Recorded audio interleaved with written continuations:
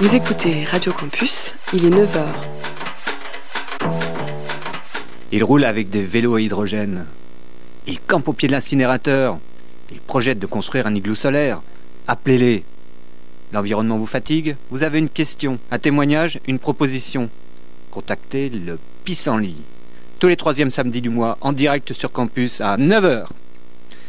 Laissez vos messages à pissenlit@dijon.radio-campus.org ou appelez en direct le Pissenlit au 03 80 66 33 54. Tous les troisièmes samedis du mois, en direct sur campus à 9h. Bonjour, bienvenue dans l'émission Le Pissenlit sur Radio Campus. Le mois dernier, nous parlions des produits de l'obsolescence programmée avec une personne de chez Envie. On va revenir les 10 premières minutes sur ce sujet et après on passera sur un autre sujet, sur les semences. Bonjour Thierry. Ah, j'ai cru que tu n'allais pas me dire bonjour. Si, quand même. Salut Stéphane, ça va? Ça va bien. Et pour parler de la loi de consommation, on a l'immense avantage d'avoir le député Monsieur Grand-Guillaume. Bonjour. Bonjour. Qui a travaillé sur cette loi de consommation, alors pas précisément sur ce qu'on a parlé la semaine dernière, le mois dernier, pardon. Ce dont on a parlé le mois dernier, sur l'obsolescence programmée. On demandait aussi qu'il y ait des garanties, passage des garanties de 2 à 10 ans. Donc je vais revenir rapidement sur une lettre qui a été envoyée par les Amis de la Terre Côte d'Or à propos de la loi de consommation. Bon, je ne vais pas tout lire, mais qui en gros disait que nos députés et sénateurs de Côte d'Or soutiennent le gaspillage et la pollution. Donc un titre un peu choc. L'histoire, c'est que les Amis de la Terre France avaient fait une demande auprès de ces députés et sénateurs pour que les garanties des appareils passent de 2 à 10 ans, pour qu'on trouve des pièces détachées pendant de nombreuses années et qu'il y ait un délit d'obsolescence programmée. Donc cette lettre avait été envoyée à la presse et partout pour dire que voilà, en gros, nos députés et sénateurs n'avaient rien fait. Alors on a proposé à Monsieur Grand-Guillaume de s'exprimer là-dessus parce que en fait une loi, c'est plus compliqué qu'on ne l'imagine. Donc est-ce que vous pouvez revenir un peu là-dessus, nous expliquer, nous ouvrir un peu les yeux? Moi donc j'ai été rapporteur pour avis. Il y a toujours un rapporteur saisi sur le fond et un rapporteur pour avis. Donc moi j'étais chargé d'une partie du texte sur tout ce qui est lié au surendettement, au crédit notamment, et aux assurances. Mais pour autant, j'ai bien évidemment travaillé avec mes collègues sur l'ensemble du texte. Et ce qu'il faut savoir, c'est que ce texte a été inscrit d'abord à l'Assemblée nationale. Donc il a été débattu au mois de juillet à l'Assemblée nationale. Ensuite, il est parti au Sénat. Et après, il est revenu à nouveau à l'Assemblée. Donc, si vous voulez, il y a plusieurs lectures, en fait, dans les textes. Ce qui fait que quand vous entendez, souvent à la télévision, qu'une loi a été votée, il faut distinguer, savoir si elle a été votée en première lecture ou si elle a été votée définitivement. Pourquoi? Parce qu'en fait, par exemple, en première lecture, on a abordé la question de l'obsolescence programmée. Avec d'autres collègues, on a défendu cette question. Elle n'a pas été retenue par le gouvernement, mais après, on a fait un travail pendant plusieurs mois pour permettre qu'il y ait l'inscription de l'obsolescence programmée dans le texte. Donc, on l'a fait en deuxième lecture. Et c'est pourquoi dans le dernier texte qui a été voté, en fait, il y a 2 dispositions qui ont été retenues, notamment l'obligation d'affichage de l'obsolescence programmée, donc de la durée sur les produits, et en même temps l'obligation aussi d'indiquer pendant combien de temps les pièces, on va dire, de rechange seront disponibles. Donc on voit bien que pour la première fois, cette question-là est inscrite dans le marbre de la loi. Mais ça a été très compliqué, parce qu'en fait, si vous voulez, quand on vote des textes, quand on fait des amendements, c'est important aussi d'en étudier les impacts. Et c'est vrai que souvent on préfère prendre un peu de temps pour les évaluer et pour faire des choses bien, plutôt que d'aller vite et après se rendre compte qu'on est dans le mauvais sens ou que c'est inapplicable, parce qu'il faut aussi que ce soit réaliste. Et donc c'est pourquoi on a réussi à avancer. Alors on n'a pas réussi bien évidemment à faire inscrire tout ce que vous souhaitiez forcément, mais c'est déjà une première victoire, on va dire, ce qui veut dire que maintenant ce sujet est inscrit et on va pouvoir continuer à le défendre. Mais quand vous dites continuer, alors si je comprends bien, il y a une première lecture, il y a une deuxième, est-ce qu'il y en a 3, 4, enfin, ça se passe comment? Là elle a été votée, donc après elle sera promulguée, donc elle s'appliquera. Mais ce qui est important, c'est que quand on défend un sujet en particulier, une question qui n'a jamais été inscrite dans la loi, ce qui est important, c'est d'abord de commencer, on va dire par un bout, de pouvoir inscrire la disposition, et puis ensuite, petit à petit, de le développer aussi dans d'autres textes. Parce qu'une fois qu'on a inscrit un sujet dans une loi, il y a d'autres textes qui vont venir, qui vont concerner de près ou de loin la consommation, ou d'autres sujets, qui permettront permettront en fait de trouver ce qu'on appelle un véhicule législatif, donc un texte qui permettra en fait d'aller encore plus loin. Mais ça se fait petit à petit. Il n'y a pas des grands sauts comme ça du jour au lendemain. Quand on défend une idée nouvelle, c'est comme l'économie circulaire. Par exemple, on parle beaucoup d'économie circulaire en ce moment. Il n'y a pas une loi sur l'économie circulaire. Il y a une loi sur l'économie sociale et solidaire. Mais sans doute, petit à petit, ce chemin faisant, cette logique aussi se développera dans les textes. Donc si je comprends bien, si je prends un exemple précis des propositions des Amis de la Terre, la partie, mettons, garantie, de passage de 2 à 10 ans, bon là qui n'a pas été voté en deuxième lecture, et c'est possible après de l'apporter via un autre texte ou... Bien évidemment. C'est-à-dire que si vous voulez, à partir du moment déjà où on arrive à avancer comme on l'a fait sur l'obsolescence programmée, de la faire reconnaître et de demander donc aux industriels, aux entreprises d'inscrire notamment sur les différents documents qui touchent au produit un certain nombre d'obligations. Ça veut dire qu'on reconnaît déjà qu'il y a cette question-là et qu'il faut prendre des dispositions. Donc, pour l'instant, c'est des dispositions, on va dire, d'information. Mais après, elles pourraient être plus, on va dire, restreignantes et donc aller plus loin. Et ça peut se faire aussi dans le cadre d'autres textes. D'accord. Ou d'une proposition de loi. Un jour, si des parlementaires qui ont approfondi le sujet décident de proposer une loi, en fait, ils pourront déposer une proposition de loi, par exemple, à l'Assemblée. D'accord. Plein de questions naïves là-dessus, parce que je ne connais pas le domaine de dépôt des lois.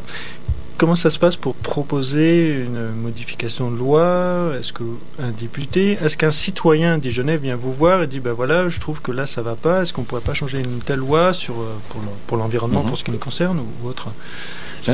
Si vous voulez, moi je peux très bien déposer une loi, une proposition de loi. Après, si je la dépose tout seul, sans en débattre par exemple avec mon groupe ou avec d'autres collègues, j'ai peu de chances qu'elle soit adoptée. Donc, débattre, ça veut dire qu'il faut que vous argumentiez, vous expliquiez, c'est ça? Et puis qu'il y ait le maximum de soutien, parce qu'en fait, si je dépose une loi tout seul et que je la prends tout seul, il n'y aura pas beaucoup de voix pour la faire adopter. Même s'ils pensent que c'est cohérent ou ça se passe comment? C'est pas suffisant, parce que bon, ils peuvent penser que c'est cohérent, mais en même temps, si vous voulez, s'il n'y a pas eu un partage dans les explications, s'il n'y a pas eu un soutien global du texte et si en même temps il n'y a pas un travail de fond qui est fait collectivement, un texte présenté par un député seul, il a très peu de chances d'être adopté. Puisqu'en fait, un texte, par exemple, si on prend la question de l'obsolescence programmée, il va toucher autant la commission du développement économique, il peut toucher la commission du développement durable à l'Assemblée, donc de nombreux députés sont concernés. Donc si on ne les associe pas dès le départ pour expliquer les choses, pour faire en sorte que ce texte soit applicable, et donc amendable notamment, effectivement, on aura déposé un texte qui aura aucune issue. En plus, quand on dépose un texte, il faut qu'il soit aussi inscrit à l'ordre du jour. Et donc ça, c'est les groupes qui en décident, notamment de l'ordre de discussion des textes. Donc si vous n'arrivez pas à convaincre au moins un groupe de vous soutenir, de toute façon, on peut attendre longtemps avant qu'il soit discuté, quoi. D'accord. Et une autre question, une notion de temps entre le moment où on dit tiens, là ce serait sympa qu'on change de telle loi ou qu'on fasse telle loi, et le moment où ça peut être, disons, voté de façon définitive. En fait, ça peut mettre, comme là, là on a mis 6 mois pour en débattre, parce qu'en même temps il y a d'autres textes qui sont débattus, donc il faut chaque semaine il y a plusieurs textes débattus, donc voilà, ça met un peu de temps. Puis en plus il y a l'Assemblée, il y a le Sénat, mais on peut très bien imaginer aussi qu'une loi elle mette beaucoup moins de temps, ou 2 fois moins de temps pour être votée et appliquée. À partir du moment où l'Assemblée et le Sénat sont d'accord, ça peut aller très vite. Mais quand il y a des différences, ce qui est souvent le cas, et c'est simple, parce que c'est ça pour la démocratie, qui est comme ça 2 chambres et qui vont justement pouvoir amender les textes et puis aller petit à petit peut-être vers un texte qui soit à la fois réaliste, applicable et en même temps qui prenne en compte les différents points de vue, notamment ceux du Sénat qui est davantage qui reprend davantage les collectivités locales, on va dire. D'accord. Et autre question, bon, je pense qu'on ne pourra pas rentrer dans tous les détails, mais alors là, c'était le cas des Amis de la Terre qui proposaient, donc une ONG environnementale qui proposait des annotations sur la loi. Derrière, j'imagine qu'il y a, donc à présent, les industriels qui disent « Ouh là là, attention, danger emploi, danger je ne sais quoi encore ». Quel rapport vous avez, je dis vous, les députés en général, ou peut-être personnellement? Vous savez, c'est très transparent. Je vais prendre un exemple sur la loi bancaire. J'ai rencontré des représentants de Jacques Cheminade jusqu'à la Fédération française bancaire. Donc, quand on étudie un texte, quand on débat d'un texte, on rencontre toutes les parties prenantes au texte. Donc, il y a des rapporteurs qui vont rencontrer toutes les associations qui sollicitent les parlementaires, les industriels, et donc c'est public. Il n'y a pas de, il y a des auditions qui sont publiques. publiques, d'autres qui ne le sont pas. Mais dans tous les cas, les choses se font en transparence. Et après, le rapporteur, il remet un rapport, justement, au Parlement, qui est un écrit, en fait, où il explique qui l'a rencontré. Donc c'est public, voilà. Et en même temps il rédige en fait ses propositions. Donc tout ça est public en fait, et donc il y a pas de souci de ce point de vue-là. Et je crois que la position d'éthique justement des parlementaires, ça doit être de recevoir tous les points de vue, et donc après de se faire lui-même un point de vue au nom de l'intérêt général et pas des intérêts particuliers. Oui, voilà, intérêt particulier, mais général au niveau d'une grande entreprise. Enfin, j'avais entendu parler justement à propos de la loi de consommation d'Arty qui disait attention, si on passe la garantie de 2 à 10 ans, ça y est, nous on va fermer boutique. Donc dans ce cas-là, où se situe l'intérêt déjà, des salariés ou des il faut faire attention quand on fait un texte, c'est-à-dire que si on dit c'est 10 ans, d'accord, 10 ans, est-ce que c'est la même chose 10 ans pour un réfrigérateur, pour un micro-ondes, pour un ordinateur, pour une voiture, pour un avion, pour ouais. Donc je crois que en fait il faut faire très attention parce qu'on peut toujours avoir des belles idées en fin de compte, mais il faut surtout qu'elles soient applicables. Et donc il faut faire attention aussi de ne pas créer des usines à gaz, parce que si on commence à distinguer par nature de produit, imaginez une loi où on distingue par nature de produit l'obsolescence et donc à quel moment on peut mettre une garantie, ça devient très compliqué. Donc c'est pour ça que ça demande un peu plus de travail, je pense, approfondi, notamment ces questions de garantie, pour dire est-ce qu'il y a des catégories de produits ou pas, par exemple, parce que les produits n'ont pas tous la même durée de vie. Et en même temps, l'obsolescence programmée n'est pas la même, sans doute, pour tel ou tel type de secteur, ou voire même, si on prend un téléphone portable, par exemple, il n'y a pas la même, sans doute, obsolescence programmée que pour une cafetière, ou pour un micro-ondes, ou je ne sais quoi. Donc, une idée peut être très bonne à la base, si vous voulez, mais attention aussi à toujours réfléchir à comment elle s'applique. Et ça, c'est aussi important. C'est-à-dire, un texte, c'est pas parce qu'on fait un beau texte en même temps qu'il est applicable. Ouais. Et donc il faut que ce texte il soit vraiment applicable. C'est pour ça qu'il faut toujours aussi prendre le temps de faire des études d'impact. Quand on fait un amendement, par exemple, moi, je t'ai posé un amendement, il y a une discussion avec le gouvernement aussi, pour dire, voilà, on essaie de se mettre d'accord pour qu'il ait des chances d'être adopté. Si c'est pas le cas, on peut aller jusqu'au vote, même contre l'avis du gouvernement, ça arrive, et donc l'amendement est adopté. Mais il faut toujours mesurer les impacts de ce qu'on vote. Et quand on va trop vite, souvent, on se rend compte que, alors soit on peut être censuré par le Conseil constitutionnel, ça arrive, soit on se rend compte que concrètement ça n'a rien changé à la vie des gens. D'accord. Et après, qu'est-ce que disent les citoyens? Ils disent c'est bien, ils votent plein de lois, mais ça change rien pour moi. D'accord. Oui, donc moi je pense qu'il faut vraiment prendre le temps de faire des textes applicables, voilà, et les confronter au réel. Parce qu'autrement on a l'impression qu'il y a deux mondes. Il y a le monde où on vote les lois, puis la vraie vie en gros, où on voit que rien ne change. Voilà. D'accord. Donc, et je vous donne un exemple. Quand on entend à la télévision, je sais pas moi, voilà, tiens, une loi a été votée pour il y a un décret, le décret de départ à 60 ans qui a été pris pour partir à 60 ans, donc en juillet 2012. Quand on entend ça à la télévision, on se dit voilà, j'y vais demain et je vais demander à pouvoir partir à 60 ans. Sauf que non, c'est pas le cas parce qu'il faut quand même des fois quelques semaines pour que ça se mette en route aussi au niveau des services. Oui, et puis pour une loi, c'est pareil. Voilà. D'accord. Alors, une petite seconde, on va arrêter avec l'obsolescence programmée. Tu nous refais un petit point synthétique sur ce qui a été obtenu? Sur la loi de consommation? Oui. Monsieur Grand-Guillaume l'a dit, c'est que donc il y a une information sur le matériel, le pièce détachée. Les constructeurs doivent informer. Mais j'avais eu la remarque des amis de la Terre France qui me disaient que voilà, les industriels peuvent informer, enfin doivent informer à propos de la disponibilité ou non des pièces détachées. Mais voilà, en gros, s'ils disent on n'a pas de pièces détachées, vous achetez le produit, vous ne l'achetez pas, vous débrouillez quoi. Donc après l'impact est... Oui, mais on n'a pas forcément le choix. Si on veut une télé et que toutes les télés nous disent, toutes les marques nous disent non, on n'aura pas de pièces détachées, on en est un peu prêt au piège. Enfin ce qui m'intéresse beaucoup dans cette discussion, c'est que voilà, l'affaire n'est pas finie. Je conclurai juste par ça avant qu'on fasse la pause musicale et qu'on passe aux semences. Je conclurai que si ça vous intéresse l'histoire de l'obsolescence programmée, la garantie des produits qui passent de 2 à 10 ans, c'est pas terminé. Donc ça c'est une bonne nouvelle. On pourra toujours y revenir à un moment ou à un autre, et puis donc aller voir votre élu local pour en discuter avec lui. Voilà, on fait une petite pause musicale, Thierry? Ouais, on se retrouve, on va poursuivre avec un titre de Liane Lasse. Don't wake me up.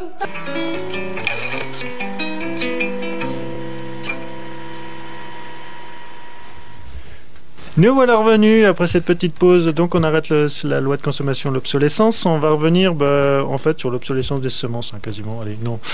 Voilà Thierry, donc un sujet qui est arrivé il y a quelques semaines, là, la loi de contrefaçon qui est arrivée, alors, je sais pas, au Sénat ou Assemblée, enfin je me perds un peu là-dedans, qui en gros, donc sur le fond doit être pas mal, lutter contre la contrefaçon, les sacs Hermès ou autres.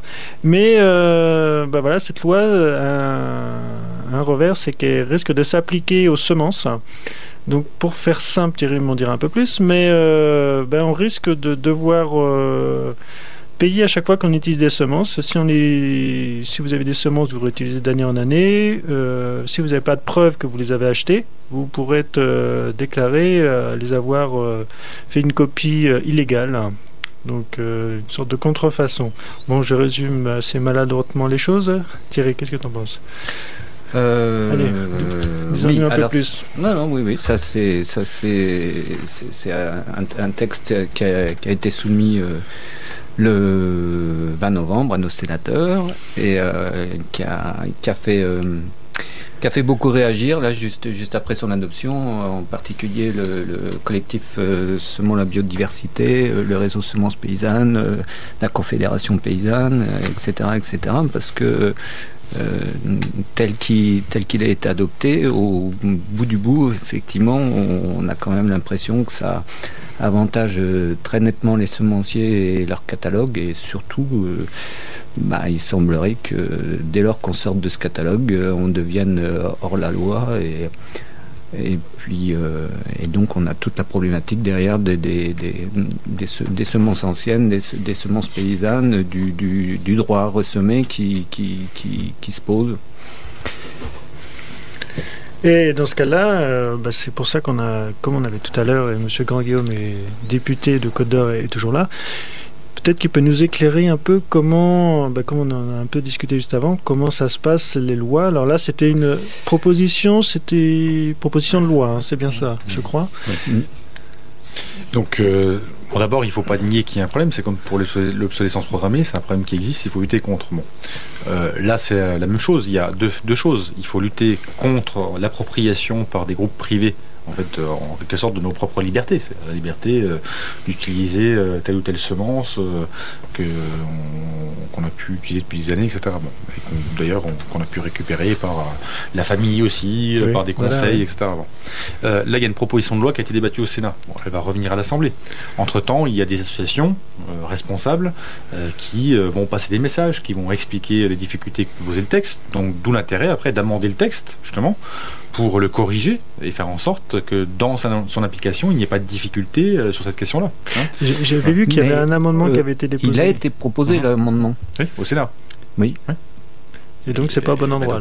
Non, mais c'est qu'il a été sans doute, il a été refusé. Donc il faut regarder pour quelles raisons. Peut-être d'ailleurs qu'il était trop restrictif ou pas. Et donc on va voir. Moi, j'ai pas encore eu les éléments du Sénat, donc on attend que ça arrive à l'Assemblée.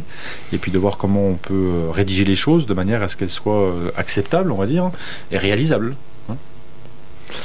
Parce que, tout à l'heure, vous avez dit qu'il fallait faire attention à l'impact des textes de loi.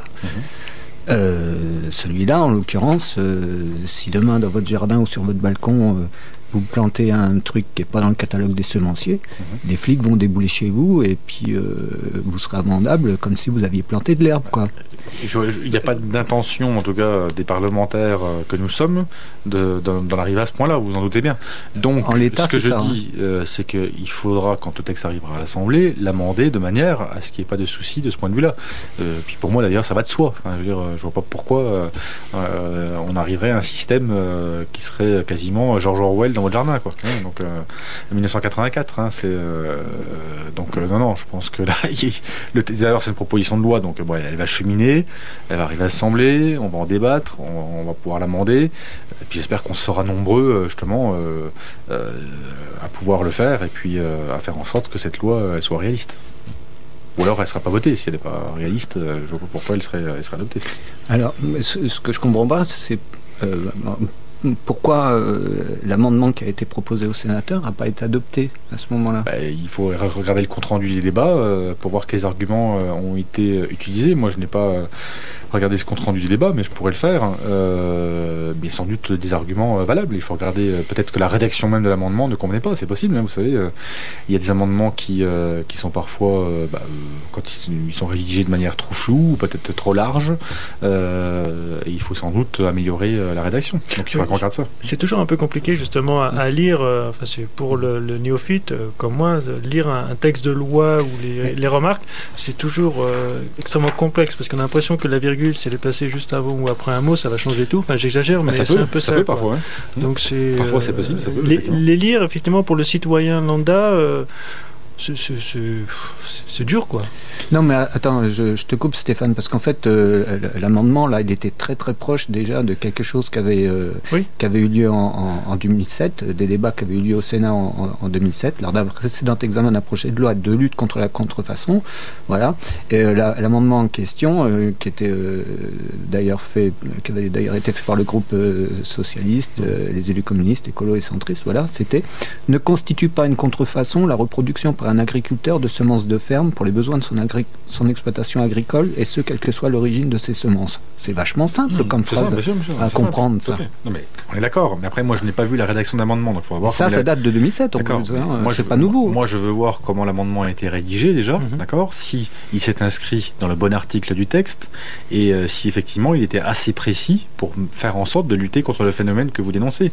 Donc, c'est pour ça que je vous dis, quand le texte arrivera à l'Assemblée, il faudra qu'on regarde ensemble comment faire pour l'amender et que l'amendement ne soit pas refusé. Moi, ça m'est déjà arrivé de voir des amendements que j'ai présentés qui étaient refusés au titre, par exemple, de ce qu'on appelle l'article 40, c'est-à-dire qui provoquait une charge supplémentaire alors que la recette n'était pas assez précise, en contrepartie, ou bien parce que la rédaction faisait que il était mal placé, etc.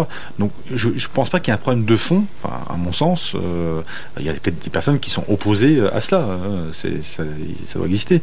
Mais moi, je ne pense pas que ce type de sujet fasse beaucoup de clivage, et je pense qu'il est important de le défendre. Donc, Bon, alors, suite à ce débat de 2007, voilà, où cette proposition d'amendement n'avait pas été retenue, il y a eu une promesse du ministre de l'époque de reconnaître le droit des agriculteurs de produire leurs semences et de ne pas le considérer comme une contrefaçon dans la future loi COV qui a été votée en 2011.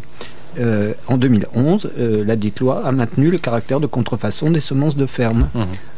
Enfin, franchement, je veux bien, si c'est qu'un problème de virgule, ça fait un moment que ça dure, là. Oui, mais ce que je dis, si d'abord l'amendement est adopté, alors si l'amendement est adopté dans la loi qui est promulguée, elle prend en compte l'amendement. Il n'y a pas une loi qui est promulguée qui est contraire à ce qui a été voté au Parlement. Donc, soit l'amendement n'a pas été voté, et donc il n'a pas été retenu dans le texte à l'époque, voilà, soit il est voté et intégré dans le texte, on est d'accord. Donc, si effectivement il y a, comme je vous dis, il y a certainement des personnes qui sont opposées à ce type de disposition, forcément, dans différents groupes, mais je ne pense pas que ce type de position soit minoritaire. À mon avis, il y a beaucoup de parlementaires qui sont pour protéger ce droit essentiel. Après, il faut seulement que les associations les aillent expliquer aux différents parlementaires cette problématique, qu'elles le fassent en amont du texte également, parce qu'en fait, il faut le faire plusieurs semaines à l'avance, il faut se préparer, etc. Mais après, s'il y a une mobilisation, je pense pas que ça ne puisse pas aboutir. Après, c'est pareil, l'histoire des semaines en avance. Je vois, moi je suis partie d'associations environnementales, on apprend souvent les choses un peu comme soit elles sont votées ou en première lecture, un peu dans l'urgence, j'ai envie de dire. Si vos associations nationales elles suivent l'ordre du jour de l'Assemblée nationale qui est publié sur le site internet de l'Assemblée nationale, elles sauront quels textes vont être débattus, c'est public.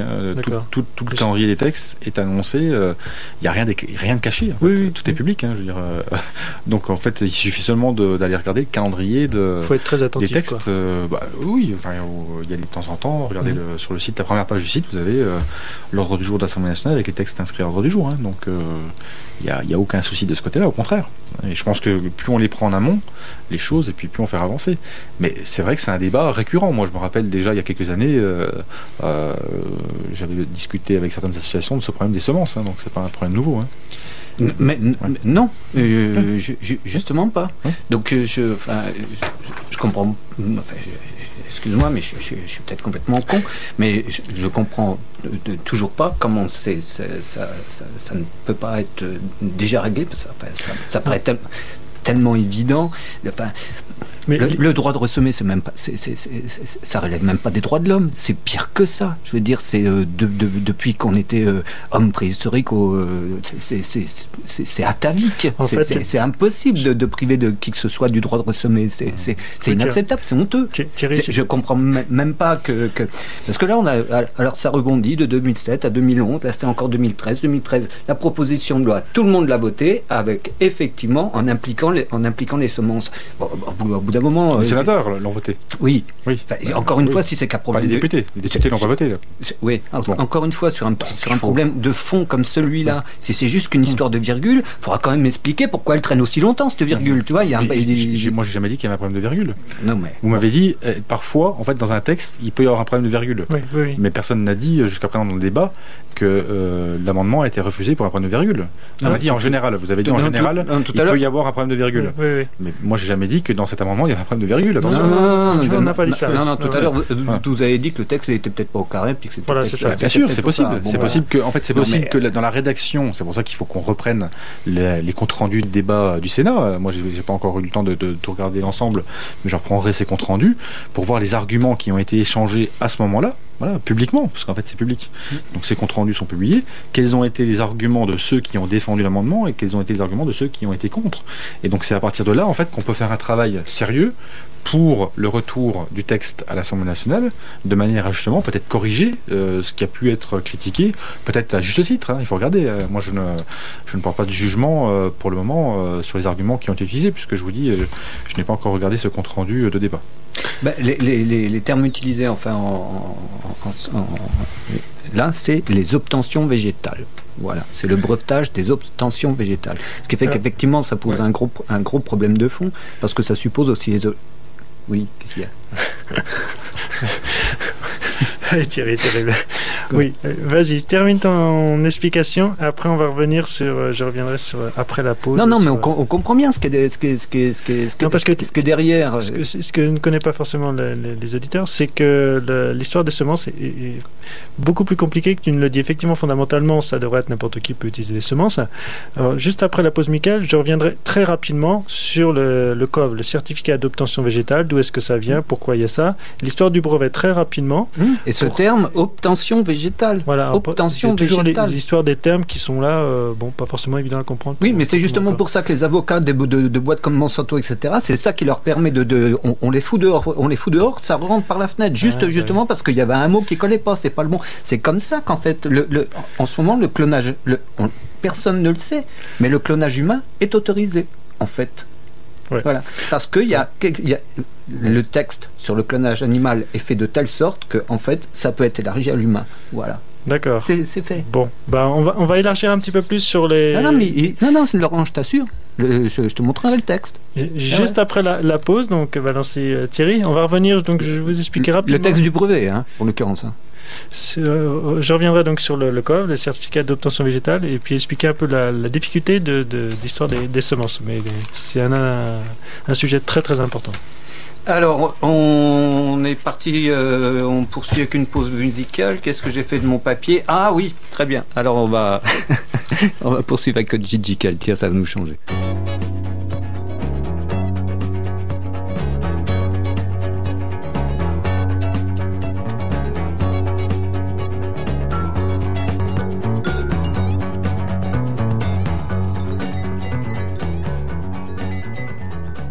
Et voilà, nous voilà revenus dans l'émission de Pissenlit. On parle des semences avec Thierry et Monsieur Grand-Guillaume, député de Côte-d'Or. Je vais revenir rapidement sur des petites explications sur les semences. Les semences, vous avez vu, c'est pas si simple que ça et en fait, c'est encore plus compliqué. Alors, il existe le COV, le certificat d'obtention végétale. Donc, je vous lis un petit texte rapide.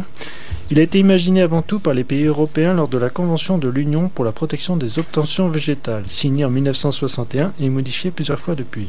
Le COV permet de rétribuer le travail d'obtenteur. Quiconque se sert de son matériel de reproduction pour le commercialiser doit acquitter une redevance comprise dans le prix de vente.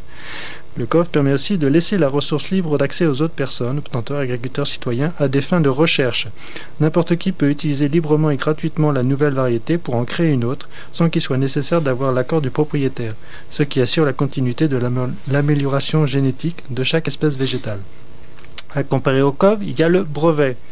Toujours à propos des semences, directement inspiré du droit industriel, le brevet ne prend pas en compte la spécificité du vivant.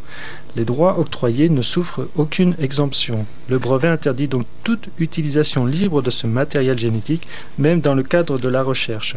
Donc la source, c'est le CNIS, Groupement National Interprofessionnel des Semences et des Plantes. Un groupement qui doit certainement soutenir tout ce qui est certificat d'obtention végétale.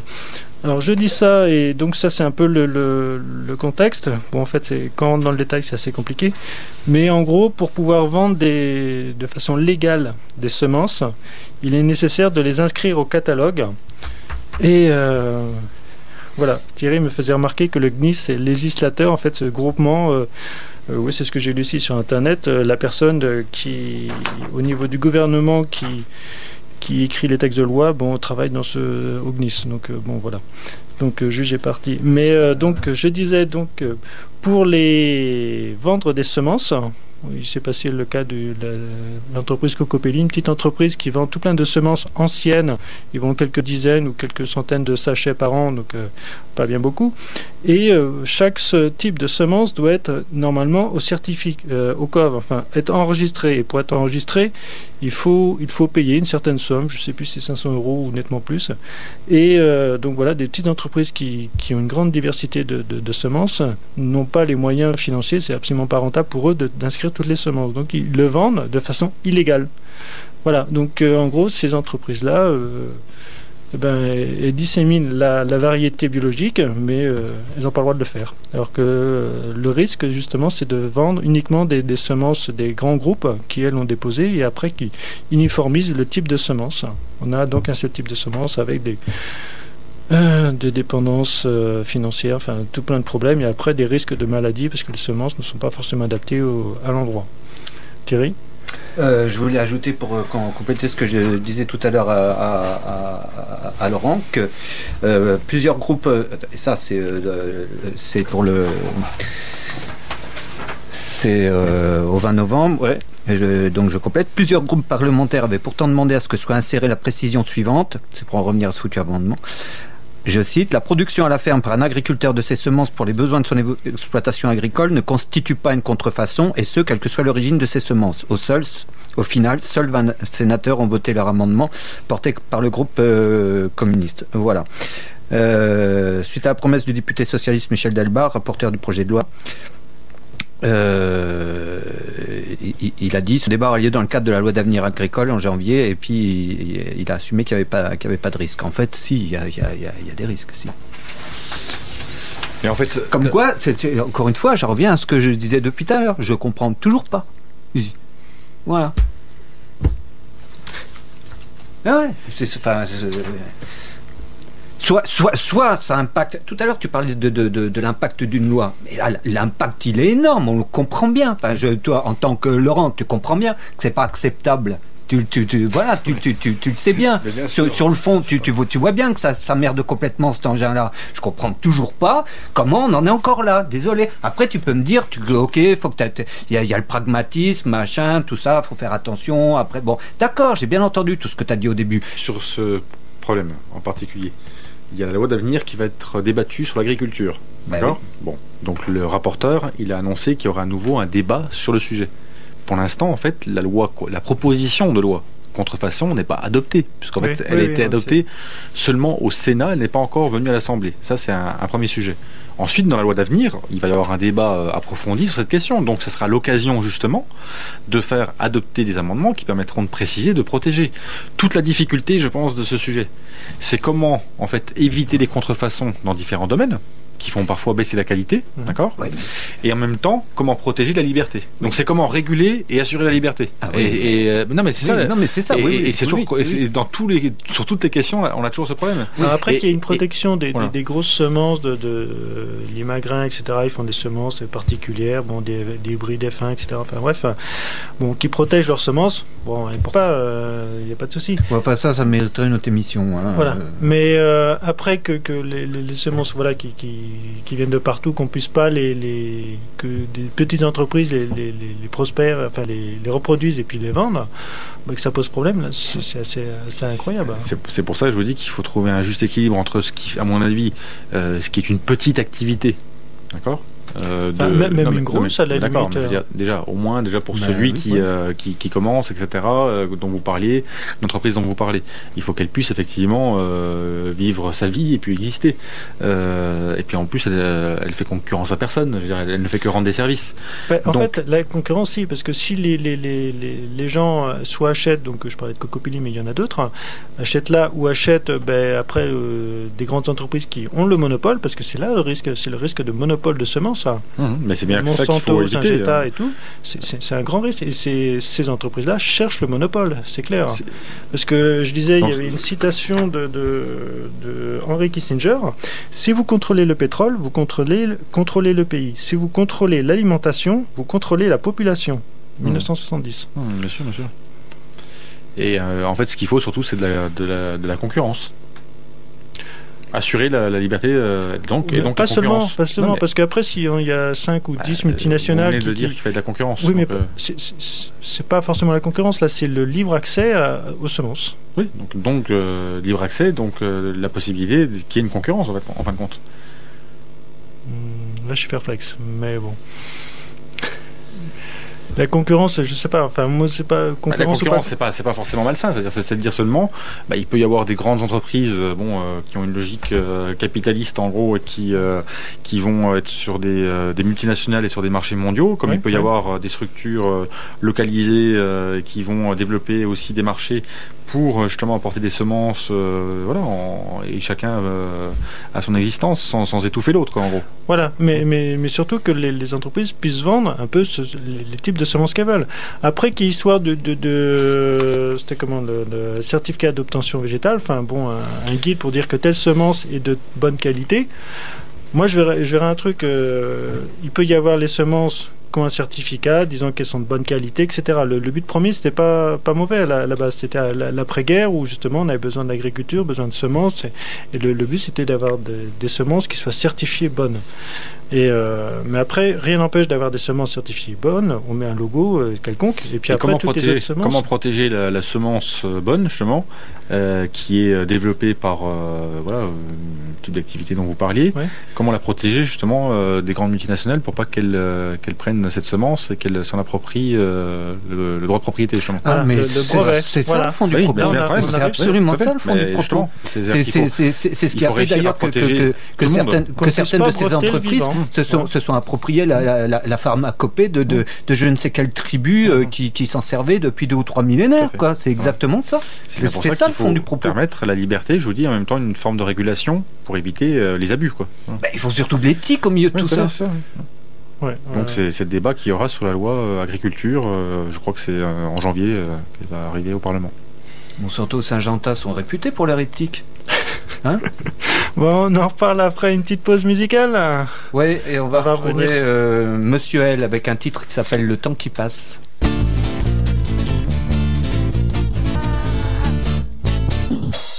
Et nous voilà revenus dans l'émission de Pissenlit. Alors on était parti toujours sur les semences. Les semences, la petite graine, c'est pas si simple que ça en fait pour la protéger, pour pouvoir l'utiliser un peu comme on veut.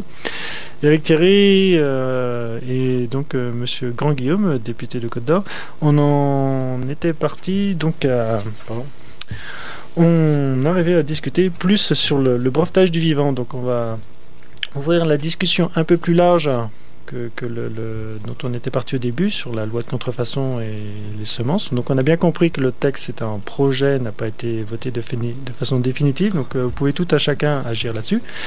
Mais donc les semences en fait ne sont que, j'ai envie de dire, l'iceberg du brevetage du vivant. Mais oui, clairement. Et oui. Bon, une fois que tu as dit ça, tu poursuis comment ? C'est pas évident. Bon, à toi. Non, parce que là, je sens que tu veux aller me refiler le ballon, mais non.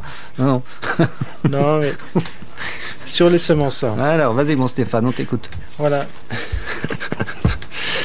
Non, mais on parlait justement en aparté là de comment est-ce qu'on définit, comment est-ce qu'on autorise ou on n'autorise pas une entreprise à breveter ça manque de mots, il est terrible. Voilà, imaginez, vous avez un maïs chez vous. Voilà, vous voulez le vendre ou... J'imagine très bien d'avoir un maïs chez moi. Voilà, ouais. Hein, là, t'es bien parti. Il est terrible. Bon. Oh, il me coupe. Non, mais vas-y, Stéphane, assure un peu.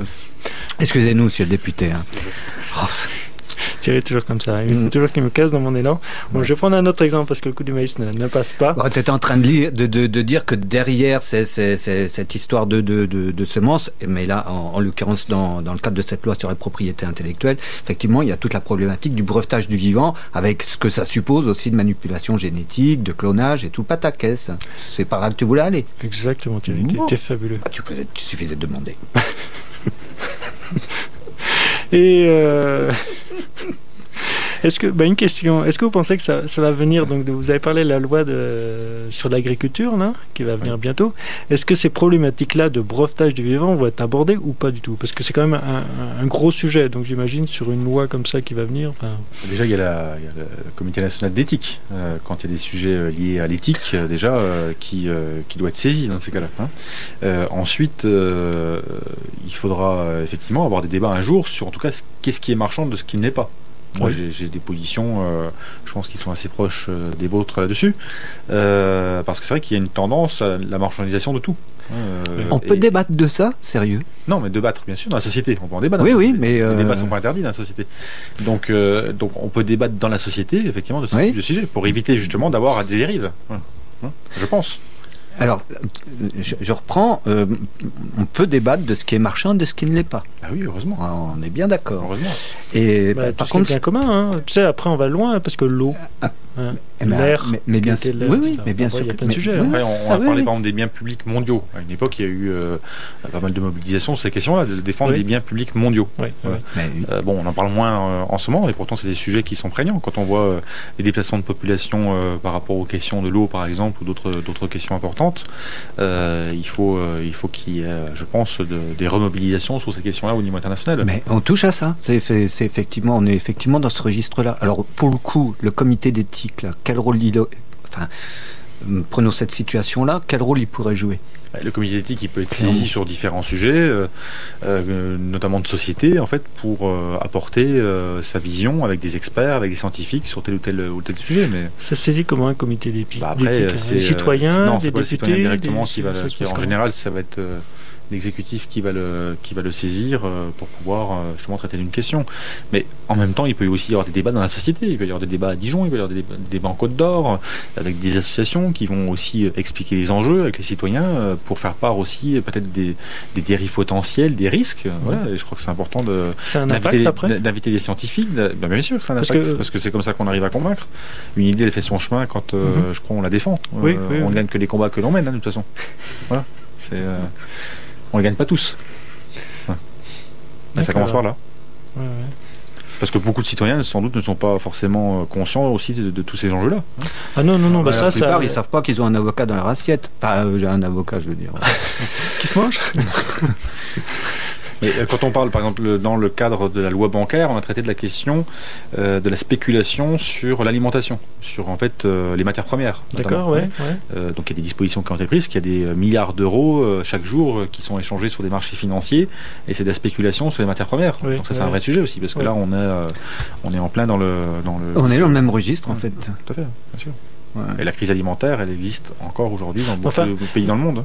Après, sur les... Bon, là, il peut y avoir sur la loi... Justement, je voudrais vous dire, moi, je suis pour en fait, le développement, justement, des pays, notamment d'Afrique, mais sur la base, justement, de la réponse à leurs propres besoins, d'abord. Or, le modèle qui a été défendu jusqu'à présent avec le FMI, c'est les ajustements structurels, c'était de dire, on impose un modèle d'exportation à ces pays, et donc ils répondent d'abord aux besoins extérieurs avant de répondre aux besoins de leur propre population. Alors que nous, l'Europe, on s'est développé d'abord en répondant aux besoins de nos populations avant de s'ouvrir et d'exporter.